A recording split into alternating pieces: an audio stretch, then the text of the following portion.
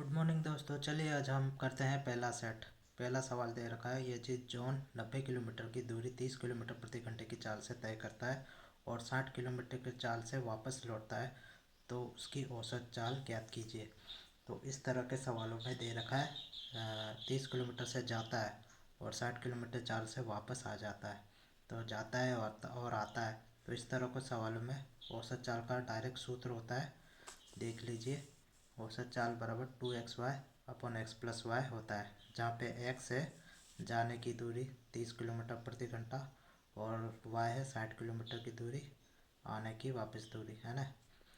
ठीक है, चाल है ये 60 किलोमीटर प्रति घंटे की चाल से वापस लौट आता है और 30 किलोमीटर चाल से जाता है ना। जाने आने की x और y दे रखी है, ये देखिए x दे रखा है और y दे रखा है।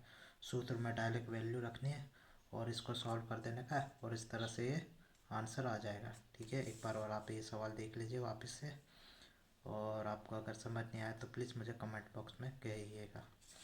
ठीक है, अब दूसरा सवाल करते हैं, जो कि सूत्र वाले सवाल ही करेंगे हम, इसलिए फटाफट कर लेंगे।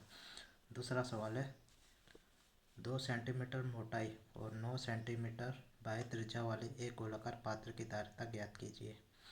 तो पात्र की धारिता ज्ञात करनी है, मतलब कि हमें गोले का आयतन ज्ञात करना है। तो गोले का आयतन का सूत्र होता है 4/3 पाई आर क्यूब। ठीक है, तो मोटाई दे रखी है, तो हम त्रिज्या निकालेंगे r बराबर 9 - 2 से। ठीक है, फिर r हो जाएगा 9 - 2 बराबर 7 सेंटीमीटर आ जाएगा। फिर हमें ये वैल्यू इसमें इस फॉर्मूले में रख लेनी 4/3 पाई आर क्यूब। आपको ये सूत्र याद रखना है, इस तरह के छोटे सवाल आएंगे तो हम झट से कर लेंगे। फिर ये सॉल्यूशन कर लेना और इस तरह से 1437.33 सेंटीमीटर क्यूब आंसर आ जाएगा आपका। एक बार और ये ध्यान से आप ये सवाल देख लीजिए। ठीक है, आई होप आपको ये समझ आ गया होगा। अब तीसरा सवाल थोड़ा बड़ा कर दिया है मैंने, इसलिए आपकी बात ध्यान रखूँगा मैं। ये भी ग्रुप डी का सवाल, इस तरह का सवाल आया तो आपको सॉल्व कर देना फटाफट।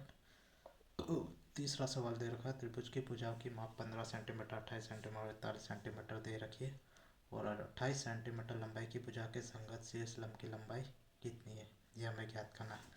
मतलब देखिए, ये त्रिभुज दे रखा है ए बी और सी, है ना। 15 41 और 28 दे रखी है, ये आधार दे रखा है और ये ऊंचाई ज्ञात करनी है। और त्रिभुज का क्षेत्रफल का सूत्र होता है 1/2 आधार गुणा ऊंचाई। ये 28 हमको दे रखा है।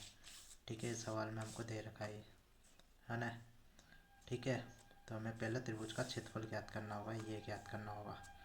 तो ये ज्ञात करने के सबसे पहले एस ज्ञात करना होगा। एस का सूत्र क्या था, त्रिभुज का अर्ध परिमाप a plus b plus c by 2। रख देंगे, एस आ जाएगा।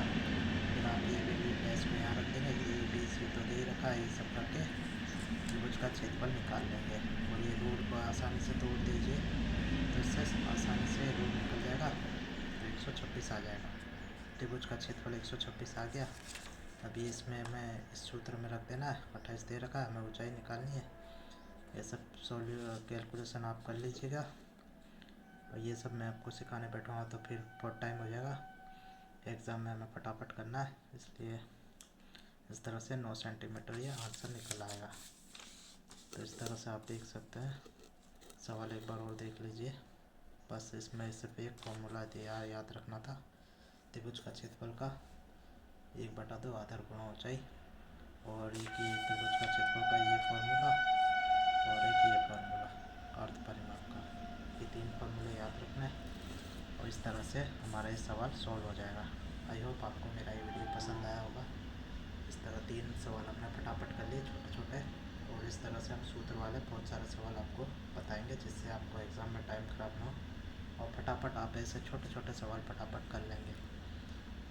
और प्रीवियस ईयर के ही करेंगे हम। तो आई होप आपको मेरा ये वीडियो पसंद आया होगा, और आपको पीडीएफ चाहिए तो मुझे कमेंट बॉक्स में कीजिएगा, तो मैं आपको पीडीएफ प्रोवाइड करा दूँगा।